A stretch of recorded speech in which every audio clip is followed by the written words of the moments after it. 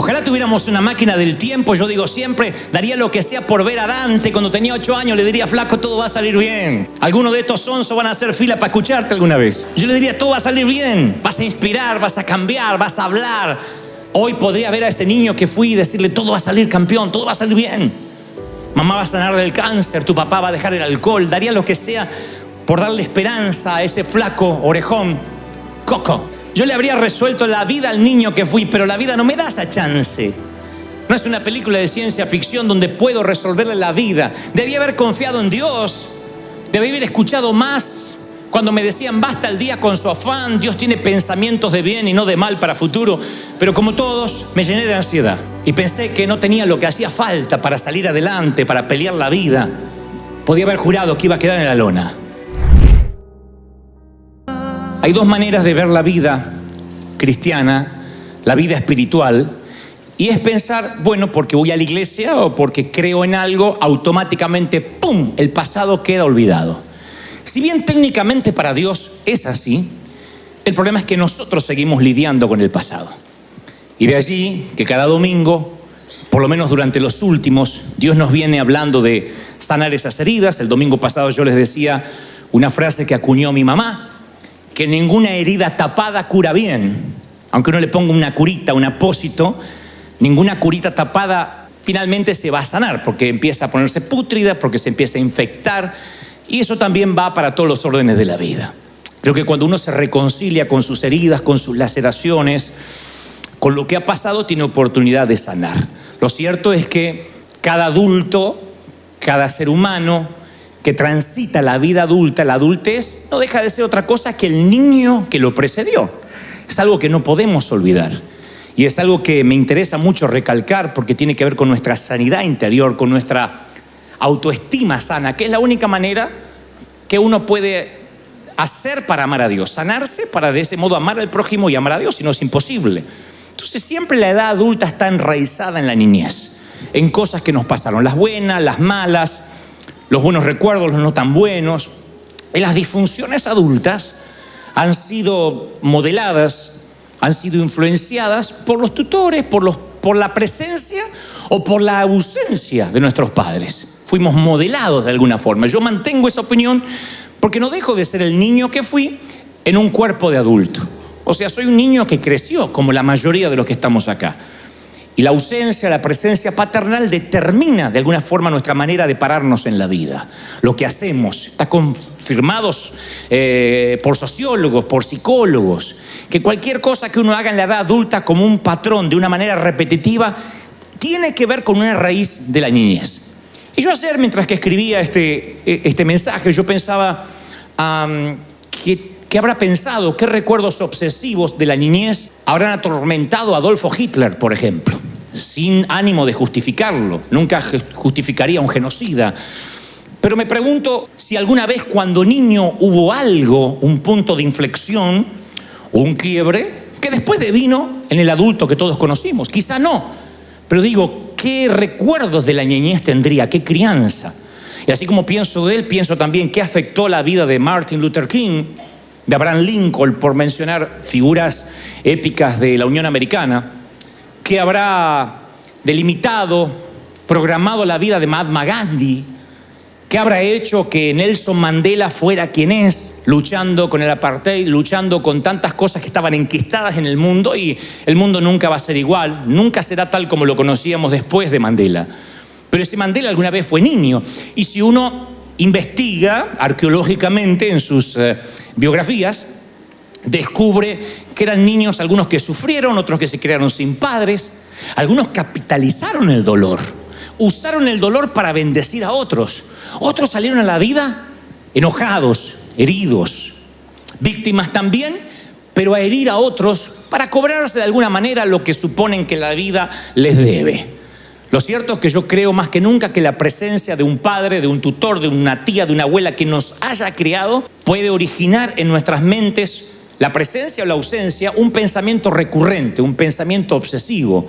Si un padre nos abandonó, si una mamá se fue de la casa, hay un momento que el niño piensa, a lo mejor yo hice algo para que esto ocurriera. Yo nunca voy a olvidar que estábamos en una consejería y la dama me dice, bueno, mi esposo nos abandonó, resulta que era un mujeriego, borracho, un día lo descubro con otra mujer, etcétera, etcétera. La cosa es que me cuenta que el matrimonio estaba irremediablemente roto y dice, aunque él intentaba ser buen padre, a mí no me sirve eso, si no puede ser un buen esposo, así que decidimos que hemos de vivir separados. Y el niño estaba aparentemente como jugando con un celular. Y luego el niño me dice, ¿yo podría hablar con usted? Así que le pido a la dama que me deje a solas unos minutos con él. Y el niño me dice, mire, yo no sé qué contó mi mamá porque no prestaba atención, pero la culpa que papá se fue es mía. Porque siempre me decía que acomode los cajones. Y él me decía, un día no me vas a encontrar más. Así que un día agarró y se fue. Tiene que ver con mi desorden. O sea que el chiquito se había hecho cargo de lo que había ocurrido en el matrimonio de sus padres cuando él era simplemente una víctima pasiva. Y yo digo, suficiente estrés tiene un niño con la vida de infante como para que encima tenga que cargar con la culpa de algo que él no pidió, que él no generó. Ahora ustedes dirán, bueno, ese niño tarde o temprano se va a dar cuenta que su padre no se fue necesariamente porque él no acomodaba los cajones. Sí, algunos sí. Otros crecen, pero se vuelven gente más pequeña. O sea, se vuelven adultos, pero su manera de razonar sigue siendo infantil. Claro, ese niño cuando sea grande lo más probable no es que diga, se fue porque yo no acomodaba los cajones, pero en el subconsciente lo más probable es que quede una mancha de culpa. Sí, yo algo tuve que ver. ¿Por qué lo sé? Porque también alguna vez hablé con una mujer de 40 y tantos que me dijo, ¿sabes? Yo creo que si yo no hubiese nacido, mis papás seguirían juntos. Porque mi mamá me confesó que fue el embarazo el que hizo que ellos se pelearan. Y esta dama cargaba con una culpa de haber nacido, lo cual es una crueldad absoluta. Y esos procesamientos mentales que uno mantiene de adulto, esa manera infantil de pensar, es la que hace que nunca podamos sanar la estima. Entonces un día el apóstol Pablo le escribe a la iglesia de Corinto, le dice en Corintios 13:11, cuando yo era niño, hablaba, pensaba y entendía como niño. Mas cuando fui hombre, dice el apóstol Pablo, dejé lo que era de niño. Él hace especial, le pone un especial interés casi quirúrgico a las tres palabras. Él dice, yo hablaba, pensaba y entendía como niño. Lo cual está diciendo que cuando afrontó la vida de adulto, cuando hizo el crossover, cuando cruzó a la vida de adulto, dejó de hablar, de entender y de pensar como un niño. Yo hablaba cuando era chico. Mi madre me escuchaba muy atentamente cuando yo hablaba, lo cual era un lujo en nuestros tiempos. Acuérdense que yo nací en el siglo pasado. Ay, los millennials, yo no soy millennial, yo soy sesentennial de aquel tiempo. Y había algo maravilloso que hizo especial a la vieja, es que ella me prestaba atención. Y eso honraba mi opinión. Ella decía, a ver, Dantecito, contame. Y eso hacía que honrara mi opinión. Yo tenía alguien que me escuchara. Porque provenimos algunos de una generación donde los niños no podíamos hablar. No hable, que están hablando los adultos, decía la vieja. Como diciendo, tu opinión no importa. Están hablando los adultos, vaya para afuera. Entonces yo entendí que mi opinión no valía, para mi papá no valía, pero mi mamá de tanto en tanto enriquecía mi autoestima, porque me decía, ve, Dantecito, contame. Y me hacía creer que mis ideas eran importantes. Como les dije, mamá tenía 6º grado de la escuela primaria, pero no por eso dejó de ser autodidacta. Entonces tenía toda una biblioteca en casa que nos puso a disposición. Y ahí estaba Charles Dickens, Mark Twain, Emilio Salgari. Y ella decía, lean todo, con voracidad, ficción, ensayos, todo, libros de química. Y era lo único que había en casa, no había iPad, no había conexión satelital. Entonces leíamos con voracidad, con desorden. Y ella decía siempre, ahora quiero que me relates un propio cuento. Contame un cuento mientras que yo lavo o plancho. Y entonces mi capacidad narrativa empezó a desarrollarse. Yo decía, había una vez un niño muy pobre que el padre no le compraba nada, pero la madre le compró una bicicleta. Yo para ver si se sentía aludida la vieja. Nunca se dio por aludida, siempre pareció era ficción. Pero mi mamá era el mejor público para contarle un chiste, por ejemplo. Entonces yo le decía, mamá, te voy a contar un chiste. Así la vieja se reía alta. Le digo, pero no te lo conté. Le digo, no, pero va a ser gracioso. De allí yo que en toda la oratoria, en la dialéctica, siempre pongo una humorada, porque siempre siento que mamá se sigue riendo. Mi mamá no importaba la narrativa. El saber que era un chiste ya se despanzurraba de la risa. Y a mí me gustaba. Entonces cuando no tenía chiste los inventaba.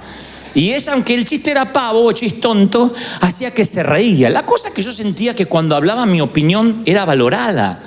Jesús se pasó hablando 7 días sin parar, se metió en el templo y hablaba con los maestros de la ley. Tenía unos 12 años y dice la Biblia que los eruditos no podían creer su respuesta en lo que él hablaba. Así que creo que eso sana la estima de un niño cuando puede hablar. Y Pablo dice, yo hablaba como niño. Pero lamentablemente muchos de nosotros no fuimos escuchados. Cuando hablábamos no importaba tanto nuestra opinión. Y eso no es lo importante en sí o lo más grave, sino que algunos han perdido la capacidad de comunicación. Entonces cuando uno se hace adulto ya no habla. Y empieza un poco a parecerse a aquel padre que tampoco hablaba. Algunos perdieron la capacidad de comunicarse. Yo digo siempre que las mujeres celebran su feminidad. La celebran porque se cambian los maquillajes, se ponen esto. Y los hombres a veces no celebramos nuestra masculinidad. Somos aburridos. Creemos que eructar y tomar cerveza nos puede hacer machos. Sin embargo, no es solo eructar, es decir, bueno, yo tengo que crecer intelectualmente, espiritualmente. Lo cierto es que en algún momento perdemos la capacidad de comunicarnos porque nos dijeron, cállese la boca, quédese quieto, no hable. Y eso se nos va metiendo en nuestro corazón y un día perdemos la capacidad de decir lo que nos pasa. Se nos graban frases, los machos no lloran, no lloren. Entonces nos marcan la manera en que hablamos o no hablamos cuando éramos niños. Yo estoy seguro que si mamá no hubiese sido mi primer público de uno, yo estoy seguro que no estaría hablándoles a ustedes esta mañana o esta tarde. Estoy convencido, no hubiese desarrollado mi capacidad narrativa. Y aunque no era un orador a los 8 o 9 años, yo sentía que a alguien le interesaba lo que yo podía decir. De otro modo me sentía que no tenía voz, que no podía comentarle a nadie. El apóstol Pablo sigue diciendo, no solo hablaba como niño, sino que pensaba como niño. Y esa también es una declaración poderosa, porque para lo que un niño puede ser normal, para un adulto puede resultar, si sigue pensando como un niño, algo fatal. El hombre que crece o la mujer que crece y sigue siendo un niño, lo único que cambia es el precio de sus juguetes, pero tiene juguetes más caros. No tienen que decirme que sí, ni me hagan así con la cabeza como pasó en el primer servicio. Pero díganme, mujeres, si a veces no miran a su marido y dicen, pero este no creció. Cuando se pone caprichoso, y no una vez, sino cuando tiene un patrón de capricho. Que yo quería, no voy a decir, señor, o te lo llevas o te lo mando, ¿para qué vive? ¿No? Y también pasa con las mujeres. Tampoco le quedó grande la yegua. Podemos hablar de la yegua también. Las mujeres también. Hay mujeres que, aunque se visten con tacos altos y usan rímel y maquillador y bolsos caros, siguen ocultando una niña caprichosa. Donde cree que el marido o el esposo le tiene que dar, o el novio, todo lo que papá me daba. Y hay personas que son así, no crecen nunca. Piensan como niños a pesar de que tienen un cuerpo adulto. Y cuando sienten que son niños y que se merecen que le pasen las cosas, empiezan a veces las adicciones, el querer llenar ese hueco de alguna manera. El bebedor social, el que toma alcohol en demasía y se emborracha, hay que llevarlo entre 3 o 4 porque en una fiesta de gala se emborracha, es lo mismo que el pordiosero que toma tequila o cualquier bebida fuerte envuelto en una bolsa de papel. Lo que cambia es el precio del juguete, pero los dos son adictos, los dos están necesitados el uno como el otro. Uno paga más caro su juguete, pero al final ambos fracasan en el escape de no afrontar la vida adulta. Por eso Pablo decía, yo hablaba como niño, pensaba como niño. Y lo tercero, lo que más me llama la atención, que dice, yo comprendía como niño. Hay una versión que dice, yo juzgaba como niño. Porque el comprender es como, la comprensión es el proceso digestivo de la mente. Cuando uno, lo que al principio pensaba, ahora lo transforma en una conclusión. Uno comprende como niño. Si de adultos nuestra comprensión sigue siendo elemental e infantil, uno llega a conclusiones inmaduras. Es como esta dama que me decía, si yo no hubiese nacido, mis papás seguirían juntos. A lo mejor no. ¿Quién te metió esa idea en la cabeza? ¿Cómo con 40 años, con casi medio siglo de vida, vas a cargar con un estrés así? La comprensión infantil, navegando en la mente adulta, en un adulto lastimado, es peligroso. Porque uno va por la vida como arrastrando cargas que no nos pertenecen. Hay muchos niños que crecieron en hogares destrozados y en algún momento de su vida llegaron a la conclusión de que por su culpa pasó lo que pasó. Por su culpa fue el hogar disfuncional. Y esos conceptos infantiles los replicamos después en nuestras relaciones adultas.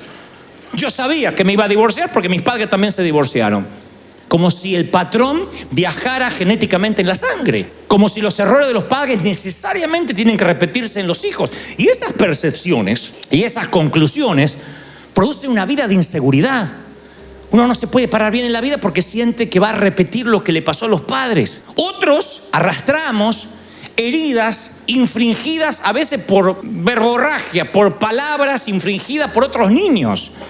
En nuestro tiempo navegabas en el bullying. ¿Alguien se acuerda de esto, sí o no? ¿Cuándo tu papá te iba a defender de un bullying? Vamos a hablar con la maestra, te cambio de colegio. Mi papá decía, algo habrá hecho. No, pero me dicen, y defiéndase. Pelee, mi hijo, me decía mi papá. El tema es que yo era peso lástima. No podía pelear con nadie. Pelee y gana. No era que los padres iban y hacían un escándalo porque hicieron un bullying a mi hijo. Navegamos en el bullying. Y ustedes saben las frases crueles de los niños. Al gordo se le dice gordo, al petizo petizo, al orejón orejón. A mí me decían muerto, cadáver, zombie. Hay días que me levantaba ojeroso y yo era este muerto de ¿cómo se llama?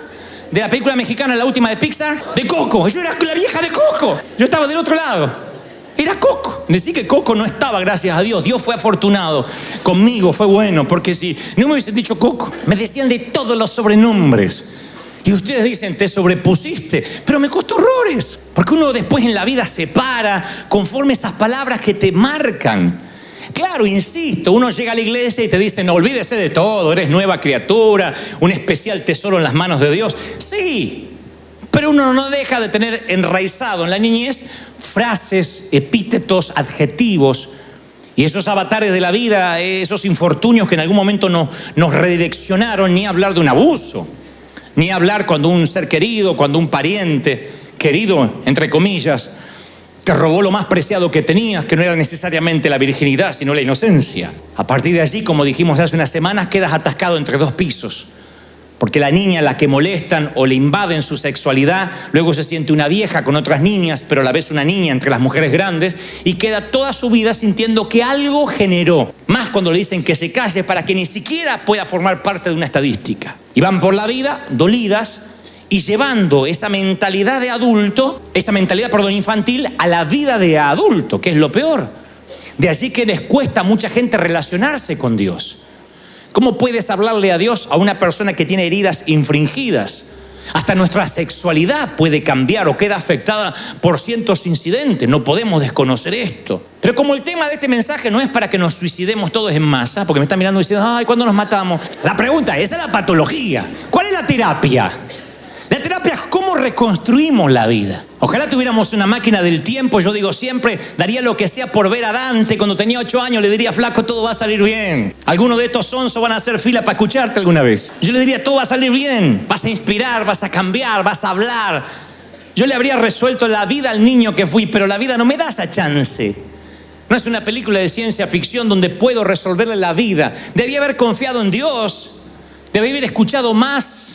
Cuando me decían, basta el día con su afán, Dios tiene pensamientos de bien y no de mal para futuro.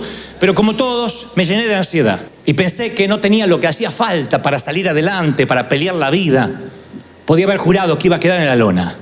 Hoy podría ver a ese niño que fui y decirle, todo va a salir campeón, todo va a salir bien. Mamá va a sanar del cáncer, tu papá va a dejar el alcohol. Daría lo que sea por darle esperanza a ese flaco orejón Coco. Pero no puedo. Entonces, ¿cómo reconstruyo ahora? ¿Cómo reconstruyes tú la vida? Dios no lo deja librado al azar y Lucas 1:17 dice, y haré volver el corazón de los padres a los hijos y de los rebeldes a la prudencia de los justos. Entonces, quiero que vean lo que humildemente creo Dios me dijo que te diga respecto a la terapia.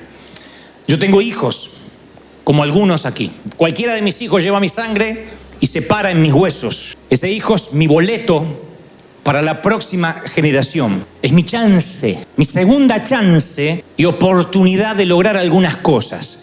Cuando digo lograr algunas cosas no es proyectarme vicariamente en él. O sea, como yo no pude ser abogado, lo voy a hacer que él sea abogado. Porque los hijos son cartas en blanco para escribir.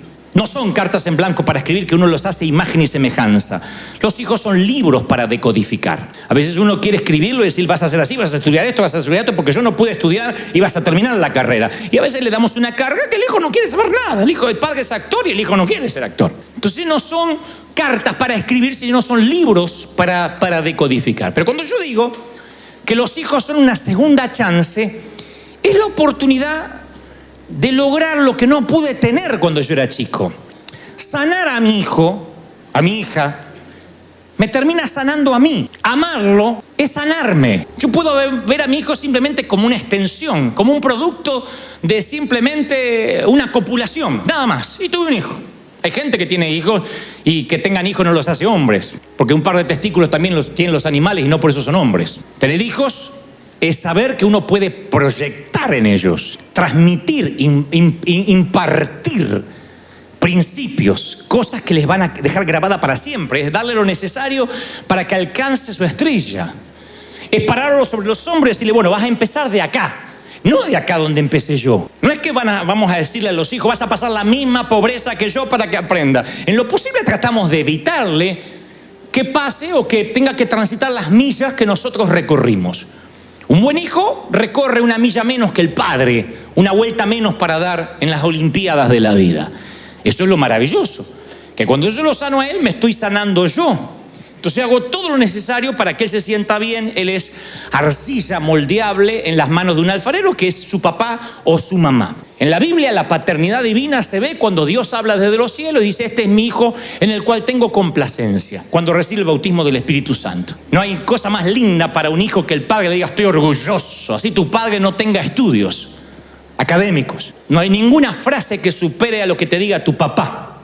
Es la aprobación paternal que hace que el chico flaco corra más que el resto de la clase. Es la aprobación materna, bien hecho, hijo, que hace que uno soporte los ruidos extraños de la noche o se aguante los mosquitos en un campamento de verano. Bien hecho. Cuando uno actúa, uno busca entre la multitud el rostro conocido de quien nosotros amamos. Y si ese rostro falta, uno se siente mal. Mi papá nunca fue a verme. Él siempre estaba ocupado. Y yo de tanto en tanto actuaba de soldado. Hacía junto a los próceres así y decía, empanada, calentita las empanadas. Yo me sentía haciendo Shakespeare. Y yo miraba siempre a ver si mi papá y mi mamá venían para que me dijeran, qué negro candombero, nadie te supera. Nunca estuvieron. Pero yo necesité esa aprobación.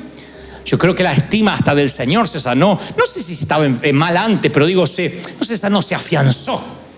Cuando el padre dice, este es mi hijo amado. Creo que eso es lo que uno necesita como hijo, y uno llega a ser padre y dice, a mí nunca me dijeron nada. No te voy a decir que digas amén, pero muchos no nos dijeron nada. Nos robaron nuestros héroes.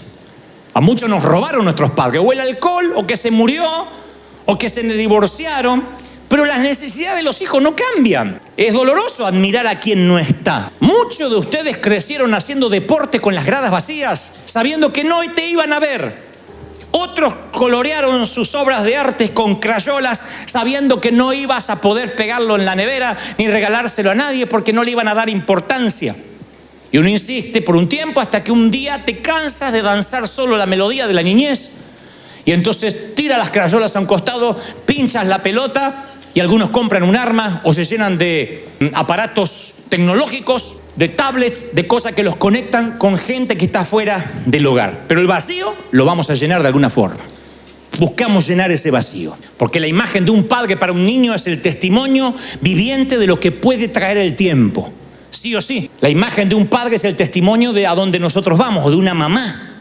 El papá es la primera definición de masculinidad que uno tiene.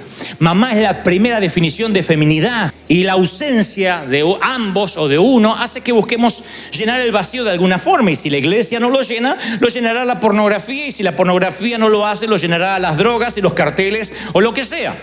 Ustedes dirán, ¿tan así? Sí, porque uno tiene la necesidad de buscar aprobación. Hay muchas estrellas de Hollywood que necesitan creer que un Oscar sobre la chimenea les va a cambiar la vida. Y un día colocan el Oscar sobre la chimenea, llegan a lo más alto que puede llegar cualquier ciudadano, que es la meca de Hollywood, y no sé qué hay en la cima que los asusta tanto, pero terminan quitándose la vida en una bañera de lujo. Y nos preguntamos, ¿no será que estos niños siguen necesitando lo mismo que nosotros? Nada más que la vida adulta ni los juguetes caros hacen que puedan reemplazar esa ausencia, ese dolor. A mi humilde criterio, yo creo que la ausencia de un padre, la orfandad, se soporta más cuando el papá está bajo tierra. El peor sentimiento de orfandad es cuando tu papá duerme en el otro cuarto y te sientes solo. Cuando no sientes hogar, cuando te sientes un corazón sin techo, eso es lo más duro. Jesús, deben recordar la historia, que llega presuntamente tarde a ver a un amigo que está muy enfermo llamado Lázaro. Llega 4 días tarde, según sus hermanas Marta y María. Y le dicen, si hubieses estado aquí, nuestro hermano no habría muerto. Y Jesús lloró. Es uno de los pocos episodios que dicen que Jesús lloró. Y entonces dijeron los judíos, miren cómo le amaba al amigo. Aún así, no obstante, Jesús hizo quitar la piedra y entonces le dijo, Lázaro, ven fuera. Y resucitó al amigo. Entonces, mi idea de un héroe, mi humilde idea de un héroe, es alguien tan tierno, lo suficientemente tierno como para llorar en el funeral de un amigo, pero lo suficientemente fuerte para resucitar lo que está muerto. Fue tierno para respetar la debilidad y el dolor de las hermanas, de Lázaro, Marta y María, sus amigas en común. Pero después asumió la responsabilidad y dijo, bueno, a resucitar lo que está muerto, no a quedarnos a llorar. No sepultó el trauma y dice, Jesús lloró y a partir de ahí se murió triste. No, dijo, bueno, ya lloré, ahora voy a resucitar a mi amigo. Esto en todos los órdenes de la vida es igual, no se puede llorar todo el tiempo. Yo tenía una tía que vivía llorando. Hermosa la tía porque parecía una actriz, pero llegaba y lo único bueno que traía pasteles o tortas para comer. Pero yo siempre pensaba, además de hacer pasteles, que alguien encierra a esta mujer, porque dejaba una mala onda en la casa. Decía, ay Nelly, no sabes, me encontraron arenilla en los pulmones y me encontraron tierra en el corazón y tengo también piedras en la vesícula. Te daban ganas de decirle, tía, casate con un albañil y que construya. Sí, y hablaba de enfermedad. Ay, no sabe la Mabel, qué mal que está, que de mejorar, tiene cirrosis esa mujer, seguro que tiene cáncer. Ella le disfrutaba, era una morbosidad hablar de enfermedad. El secreto ir a hacerse los análisis, porque no decía análisis, decía análisis. Me hice el análisis. ¿Y te encontraron algo? ¡De todo! Ese era un trofeo que tenían que traerse. La peor decepción para la tía, ir a hacerse los análisis que estaba todo bien. ¿Qué te dijo? Estaba todo bien, pero no le creí. No le creí. Me dijo que era benigno el tumor. Es maligno, yo sé que es maligno. Disfrutaba. Y hay gente que disfruta la autoconmiseración, el tenerse lástima. Y yo creo que hay un tiempo para llorar, porque en las 28 temporadas de Salomón dice tiempo de reír, tiempo de llorar, tiempo de plantar, tiempo de cosechar. Pero uno se puede quedar todo el tiempo llorando. Jesús lloró por su amigo, lo cual muestra de que él tenía su costado anímico que le dolía. Pero después ordenó que levanten a su amigo, que corran, enjugó las lágrimas y asumió la responsabilidad. Dijo, no puedo quedarme llorando. Entonces, si uno quiere resucitar una relación, uno tiene que primero dejar de llorar y tiene que hacer que esa relación se restaure.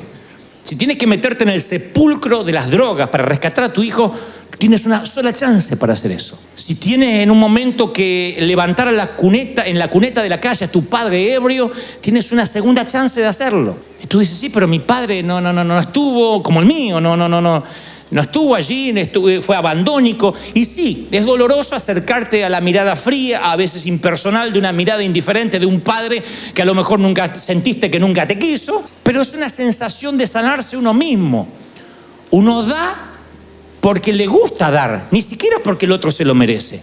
Yo amo porque me gusta amar. Entonces no importa qué pasó en la vida que te separó del ser querido, cuando uno termina de llorar, se tiene que comenzar a levantar. Como hablamos las semanas pasadas, uno tiene que abandonar la cama del hospital para alguien que está más grave. No puede quedarse en la cama, se necesitan camas.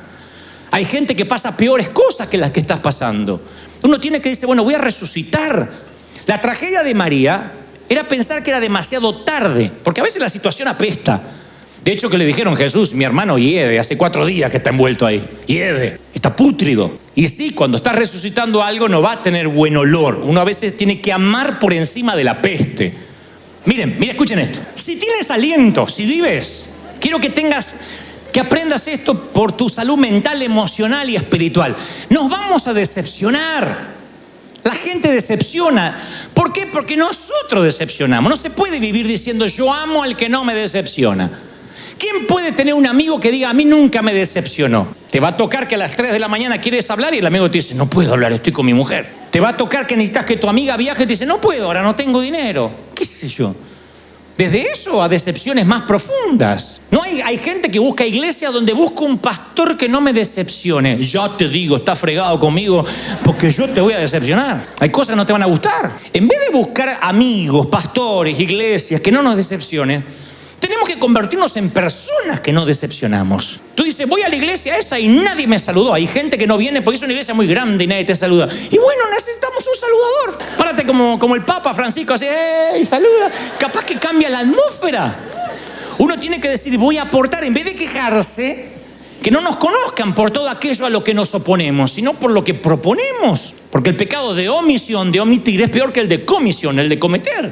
Cuando uno omite dar, cuando uno omite amar, no, es que a mí me van a herir. Y sí, amar duele. Si uno quiere resucitar una relación muerta, va a doler. Vale la pena la resurrección. No podemos permitir que las heridas superen nuestra decepción, porque vamos a morir solos, amargados, intransigentes, inflexibles. Uno tiene que decir, bueno, ¿quién tiene padres perfectos? Si alguien tiene un papá perfecto, vení que te oro por el Alzheimer porque no te acordás. ¿Quién dice mi papá, un prócer, mi mamá? ¿Qué papá es perfecto? ¿Quién tuvo? No fueron perfectos porque tú no eres perfecto como padre. ¿Quién tiene hijos perfectos? Hay un momento que tener 5 dedos en cada mano no es perfección. Es ser normal. Después los hijos van creciendo, uno los cría como puede y no hay hijos perfectos. Mire, cuando mi madre partió a la eternidad, yo aprendí que los muertos no hablan, no pueden escuchar. Recuerdo que tenía 1.000.000 de interrogantes sin resolver en mi corazón. Y lloré, a pesar de que ya tenía muchos años de vida, lloré por las preguntas que quería hacerle. Lloré por los bisnietos que ella nunca iba a poder ver. Lloré por mi padre que sabía que no se iba a volver a casar. No por una decisión de mi padre, porque si no, nadie aguanta a mi padre como mi mamá. Y a pesar de los defectos de mi madre, yo lloré por sus intentos de proveer, de amarme, de protegerme, porque fue la primera persona que me escuchó. Y yo recuerdo que ella me aplicaba la ley fría. Ella era Miss Freezer. Y cuando yo no pude terminar la escuela secundaria, mamá dijo, ¿sabes lo que me duele? Me duele esto, desgraciado. El desgraciado es que me había caído de la gracia de ella. Me duele que nunca vas a colgar un diploma en la pared. Y vas a tener que romperte los dedos como tu padre para trabajar. Y 3 días sin hablarme, porque la vieja era así, era Putin, fría, Putin, así, no te hablaba más. Entonces, 3 días sin hablarme la vieja. Y yo dije, algún día voy a colgar un diploma, pero claro, no había cursos de internet, no se había inventado el internet. Y la vida, la providencia divina hizo que me dieran llaves de la ciudad, reconocimientos, doctorado. Gente siempre inconsciente que anda dando esas cosas. Entonces, cuando las empecé a colgar en la pared, y me hice toda una oficina, dije, la voy a traer a la vieja.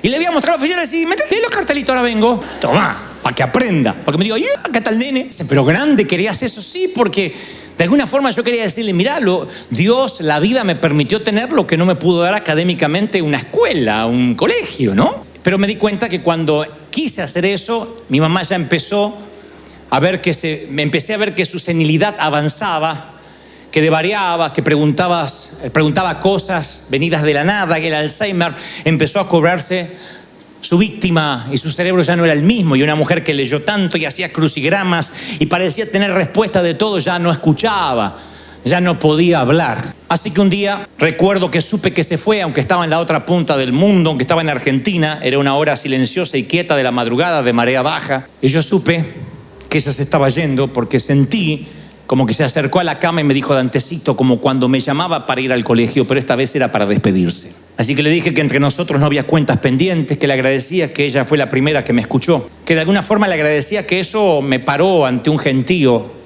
en mi vida adulta. Y una vez que no teníamos cuentas pendientes entre los dos, la dejé ir, le deseé buen viaje. Y ya a la media mañana, cuando alguien por las redes sociales me daba el pésame, yo supe antes, 2-3 horas antes, que ella se había ido, había partido a la eternidad. Mi mamá peleó todo lo que pudo y cuando la pelea era desigual, entera, se fue. Decidió no pelear más. Ahí es cuando entendí que ya no puedo hablar más con mamá hasta que me la encuentre en la eternidad. El gran ausente es mi padre, o lo fue, quien sigue vivo. Por eso digo que el peor sentimiento de orfandad no es cuando dices yo lo vi partir, porque ya está, mal o bien, se fue, como la brisa que tocó tu cara esta mañana, se fue. El tema es cuando está vivo. Yo siempre fui envidioso, y no voy a decir santamente envidioso. De esos equipos de padre e hijo, de esos padres que se revuelcan en la alfombra con sus hijos, le hacen cosquillas en la panza porque no lo tenía. Hubiese dado cualquier cosa porque mi padre jugara conmigo. Y cuando yo veo un padre malo, bien, sexagenario, septuagenario, que tiene sus orejas grandotas, porque vieron que cuando nos vamos envejeciendo las orejas nos crecen como los cocker. Uno escucha menos, pero la oreja se va agrandando.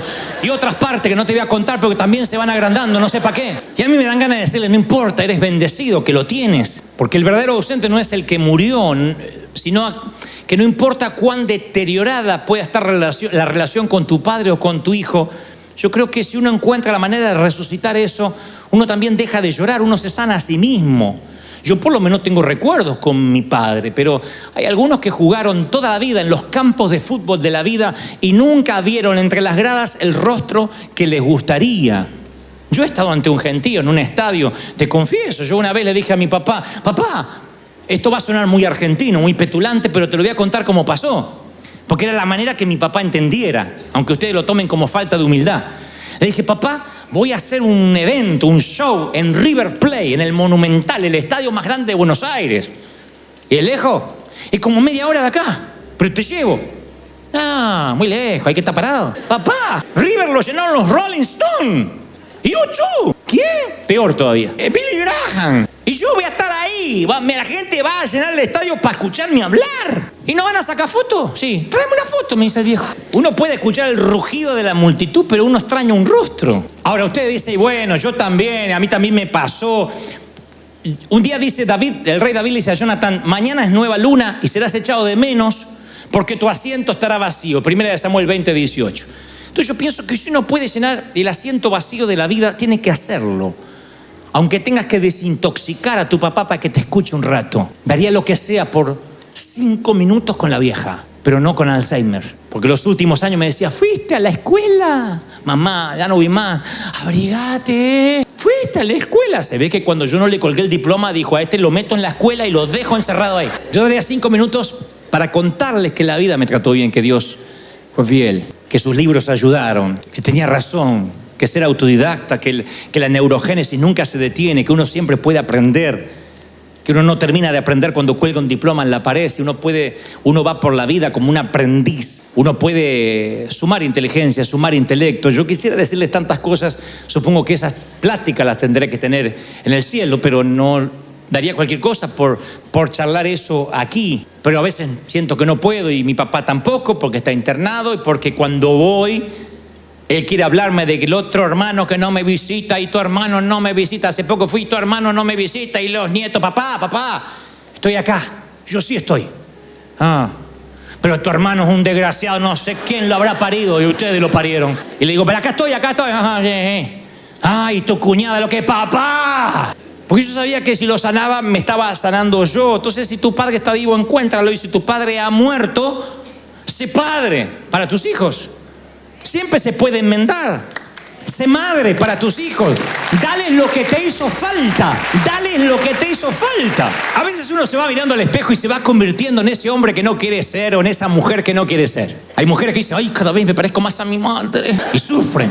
Pero no solo porque heredaste la sentadera, sino porque te vas pareciendo en el carácter. Y a veces yo me encuentro repitiendo frases de mi papá que me hielan la sangre. Y entonces en vez de decir, bueno, yo me parezco a mi papá y que... En vez de decir eso, digo, no, yo voy a retener lo bueno, la cultura de trabajo, los valores, pero lo malo lo voy a cambiar.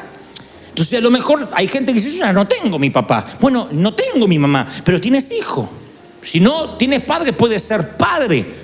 Convertirte en todo lo que deseaste tener. Darle a tus hijos lo que perdiste. Liberarte de llorar por los divorcios, por los abusos y abrir los brazos a tus hijos. Y cuando hablo tu hijo, es tu hijo. Este mensaje yo lo llamé aún eres mi hijo, porque el hijo puede estar muriéndose de sida, haber cambiado de sexo, ser presidente de la república. Sigue siendo tu hijo. Es tu hijo y lo va a ser siempre.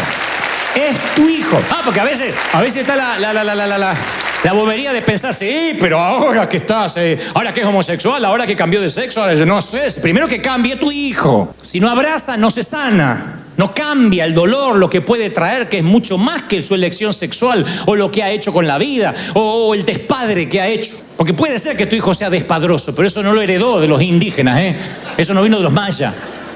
Cuando el hijo pródigo se levantó de comer entre los cerdos y dice, voy a volver a mi papá, a mí me sorprende que en la historia de Jesús su papá nunca le dije, te lo advertí. El viejo estaba allí, artrítico, cerrando los ojos, mirando calle abajo. No había un solo día que el viejo no veía a ver si un día el hijo que dilapidó la fortuna iba a volver. Y la historia dice que cuando el hijo viene maloliente, mugriento, de estar apacentando cerdos, un hato de cerdos, a él no le hizo falta muletas ni andador. Saltó la reja y se fue corriendo a abrazar al hijo. Dijo, tonto, eres mi hijo, y lo abrazó. No necesitó nada. Hay tiempo que es momento, temporada de abrir los brazos, hombre. Hay momento que hay que abrir los brazos, mujer. Hay que dar la bienvenida a pesar de la falla, de los errores. Que el amor sea más fuerte que las heridas que te separaron. Eso es lo que ha hecho grande a esta congregación. Que el amor sea más fuerte, ¿sí? Le digo, cuando yo aconsejo a alguien y me dice, no sabes lo que acabo de hacer, yo le digo, pero sabes que Dios te ama, ¿no? No, pero te voy a contar lo que hice porque... Pero no, ahora me contás. Pero estás comprendiendo lo que te digo, Dios te ama. Y de pronto su mirada cambia. Porque a veces pensamos que estamos más cerca de Dios si vamos más a la iglesia, si vamos a la comunión, si vamos a la misa. Y Dios te sigue amando, eres su hijo, siempre. ¿Por qué lo sé? Porque soy padre. Quiero lo mejor para mis hijos, pero si alguno de ellos fallara en la vida, en su moral, en sus principios, yo sería el primero en estar a su lado. Soy así hasta con mis amigos. A veces me dicen, ¿cómo te sacás foto con ese político corrupto? Porque es mi amigo, que tengo la culpa que se hizo político y corrupto. Es mi amigo. Y los amigos están en las buenas, en las malas, y yo voy. Y aunque me consta que ahorcó a la suegra, con ganas de felicitarlo, yo voy ahí y me quedo con él. Porque es mi amigo. Y puede divorciarse y le puede ir mal. Yo no busco amigos perfectos. ¿Por qué? Porque si yo no soy perfecto, yo no puedo pedir lo que no ofrezco. Quien quiere ser mi amigo me tiene que querer como soy. Con mis argentinismos, con mis errores, con mi intensidad, con mis síndromes. Me tiene que amar como yo soy. Me molesta cuando alguien me dice, cambia para que te acepte. ¿Y por qué tengo que cambiar si no sos la Madre Teresa vos tampoco? Nadie orina agua bendita acá. Entonces, si no orinamos agua bendita, uno no puede pedir perfección al otro. Y el padre, cuando ve al hijo que viene embarrado y lo ve que viene, va volando y lo abraza y le dice, quiero que vuelvas a casa. No le pregunta nada. Y siempre me dije, ¿por qué no le dijo, te lo advertí? ¿Por qué no le dijo, yo te dije? Porque yo te lo dije, se merecía. ¿Qué hubiese dicho una madre? El hijo viene y te dice, mami, dame todo lo que me corresponde y me quiero vivir solo. No quiero que me atiendas más ni me controles, voy a vivir solo. Lávate los calzones solo, anda, ya vas a volver. No te necesito, ni un huevo sabes hacerte. Y se va. Y la madre lo espera porque lo ama. Sabe que el hijo la va a necesitar. A los 3 meses vuelve más. ¿Te quedas callada? ¡Ay, las Teresas Calcuta! ¡Ay, no! ¿Te quedas callada? ¡No! Mira, ahora que te bañaste, quiero que hablemos. Te lo dije, es como un placer que le sale de acá. Hasta que no lo vomite, ella no va a estar bien. No estoy dejando exento a los varones, pero digo, las mujeres, yo porque tuve mamá, son así. Te lo dije, porque aparte son profetas, te vas a caer, te vas a romper la cabeza. ¿Y cómo me voy a reír? ¡Paf! Y claro, Walter Mercado, reencarnar. Y en la parábola de hijo pródigo, el padre no se regala, él te lo advertí. Ni él te lo dije, ni pasa nada. Va y lo abraza. ¿Qué sabía el padre del hijo para decirle te lo dije? ¿Qué sabía?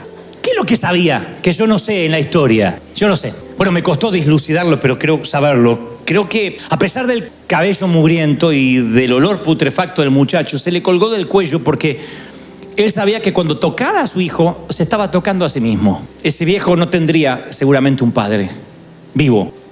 Y estoy seguro que le quería dar al hijo lo que él no tuvo. Y estoy seguro que él habrá recordado los propios errores que él cometió cuando joven y su padre capaz que no le perdonó y nunca lo recibió. Y en lugar de que ese patrón genético viajara en la familia y él le hiciera a su hijo lo que le hicieron a él, un día decidió revertir la maldición y lo abrazó. Y el hijo dice, papá, huelo mal. Aún eres mi hijo. No sabe lo que me mandé. Aún eres mi hijo. ¡Ey! ¡Fiesta! Un cordero, preparen algo, un asado argentino. Y vino de Mendoza, Argentina, porque en la Biblia cada vez que habla de vino argentino. Sépanlo, se los regalo de parte del corazón. Y preparen porque mi hijo ha vuelto. Se había perdido, pero sigue siendo mi hijo. Así que, mi querido, yo quizás no sé si tienes papá vivo o no, o si eres padre, pero de algo estoy seguro, eres hijo. Lo que puedes no tener es un hogar. Puede que seas un corazón sin techo que navega a los 40, a los 50, a los 60 y quiero decirte bienvenido a casa. Aún eres mi hijo, aún eres hijo de Dios, aún puedes sentarte a la mesa. No saben cómo me cambió a mí la vida cuando empecé a ver a Dios así. Porque la religión me ponía un montón de condiciones. Bueno, si vas a hacerte cristiano tienes que dejar esto, adoptar esto, cambiar lo otro. Y un día alguien me dijo, no, a ver si nos entendemos. Dios te ama porque eres hijo. Dios te ama lo que sea. Después por amor vas a cambiar. Por amor vas a enmendar. Por amor vas a querer honrar el amor que te dan. Pero la fidelidad no surge como resultado de una condición eclesiástica o de una denominación. El amor y la fidelidad surge a partir del amor, cuando uno se siente amado. Y a lo mejor hace tiempo que extrañas el abrazo del padre, del viejo, el abrazo del que te dice: bien, campeón, bien hecho, muchacho, bien hecho, pequeña. Y si tuviste la fortuna que fue un buen papá, lo recuerdas y te hace falta, yo sé, nos hace falta. Pero uno puede enmendar, uno no puede llorar en la puerta de la tumba de lo que nos pasó, de lo que pudo haber sido, de la vida que pudimos haber tenido. Ya está, ya está. Lo que pasó, pasó, viviste, como digo siempre, como pudiste. Cada uno hizo lo que pudo. ¿Quién es buen padre acá? ¿Quién dice yo soy excelente padre? Nadie. Cuando aprendemos a ser padres somos abuelos. En aprender a vivir se nos va la vida, decía Joan Manuel Serrat. Y yo lo creo. Uno hace camino, caminante al andar. La cosa es que uno tiene que enmendar. Como padre, ¿qué importa si en esta historia eres padre o eres hijo? Trata de enmendar, porque tus padres, si los tienes, se irán como la brisa de la mañana. Y si tienes hijos, Dios te da una chance. Sé ese cómplice, ese amigo. Por lo menos yo intento torpemente ser el padre que no tuve. Trato que mis hijos encuentren en mí alguien en quien pueda confiar, y tal vez algún día ellos hablan de que no lo fui, pero nunca dirán que no lo intenté. Nunca dirán que no puse cada átomo de mi ser, cada fuero más íntimo de mí en tratar de enmendar. Yo no voy a llorar por la vida, por las cosas que me faltaron, por las tablets que no tuve, por el internet que jamás soñé tener. Yo voy a celebrar que estoy vivo y a tratar de enmendar, de inspirar, de ayudar, de amar. No permitir que mis heridas interfieran en el camino del amor. Mi querido, la vida puede que te haya tratado mal, yo lo sé. Yo desconfío del que no cojea, porque si has vivido lo suficiente tienes cicatrices. Y esas cicatrices de alguna forma hacen al hombre o a la mujer que eres. Lo cierto es que un día llegas y tienes que decidir si vivir mirando hacia el pasado, conducir un automóvil, mirando por el espejo retrovisor, seguramente vas a estrellarte. O decir, de tanto en tanto voy a mirar y enmendar. Tus padres no te hablaron, habla con los tuyos. No te amaron, da amor. No te dieron, rompe ese egoísmo dando, porque eso es lo que tú eres. Y si la vida te da esa chance de cambiar, vaya, eres afortunado, eres rico, porque rico no es el que más tiene, sino el que menos necesita. Y si tú puedes andar por la vida dando, bendiciendo, enmendando, aunque tengas que hacer yo como con mi viejo: viejo, escúchame, estoy acá, hijo, estoy acá. Es que la vida te da una segunda chance. Dale un aplauso maravilloso al Señor de señores. Si crees que Dios habló, vamos.